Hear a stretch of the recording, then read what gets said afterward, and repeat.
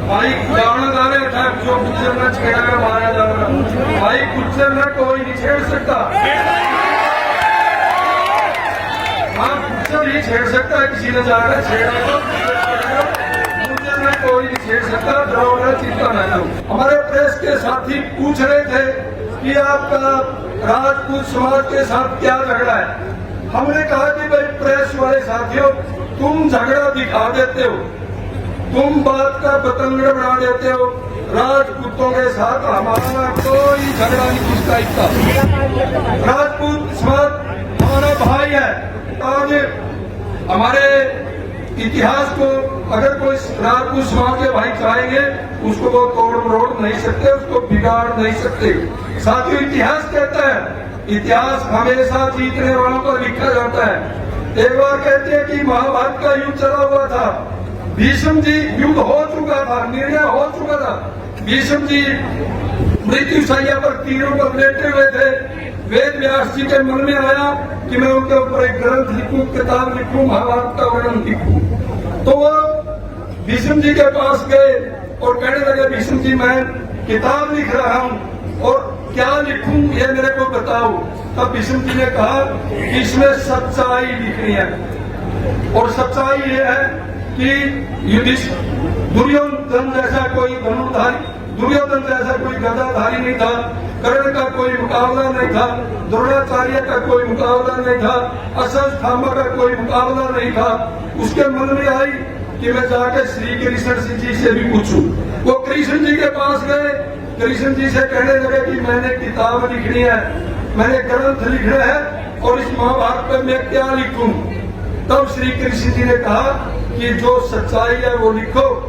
अर्जुन का कोई मुकाबला नहीं था, युधिष्ठिर जैसा कोई छुरीबाज, नकुल जैसा कोई तलवारबाज नहीं था, और भीम जैसा कोई गदाधारी नहीं था।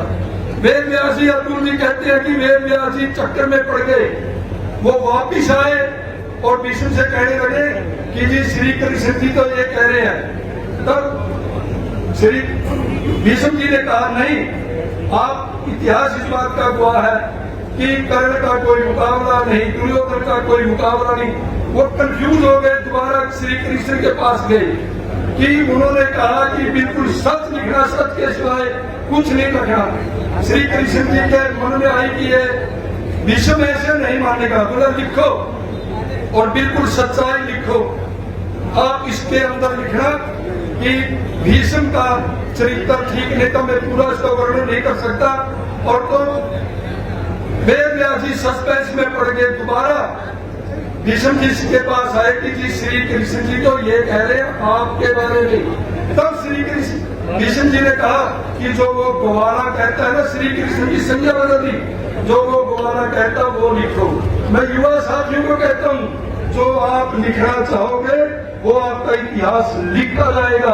आप बहादुरी से लड़ोगे, बहादुरी से लिखा जाएगा। आप समाज को दिशा दिखाने का काम करोगे, वो लिखा जाएगा। अगर कहीं कायरता का परिचय दोगे और यहाँ आकर के सिर्फ भाषण देते होगे या ये गाना सुन करके आप सोचो कि बहुत बड़ा तीर मार दोगे, इससे कुछ नहीं होने वाला है। साथियों, आपने संकल्प लेना पड़ेगा, हमने समाज के लिए काम करना है। वो एक दो साथी ने कहा कि भाई जिसको भी कोई पार्टी से टिकट मिले वो उस पर अमल करना चाहिए, उसकी मदद करना चाहिए।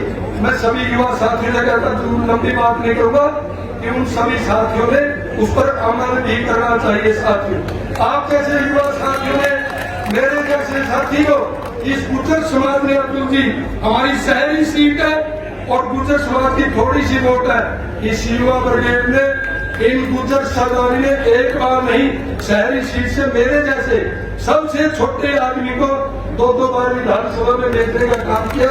मैं ये कहता हूँ साथियों, आपकी करनी और कथनी में अंतर नहीं होना चाहिए। आपने मेरी बात सुनी, बहुत बहुत धन्यवाद।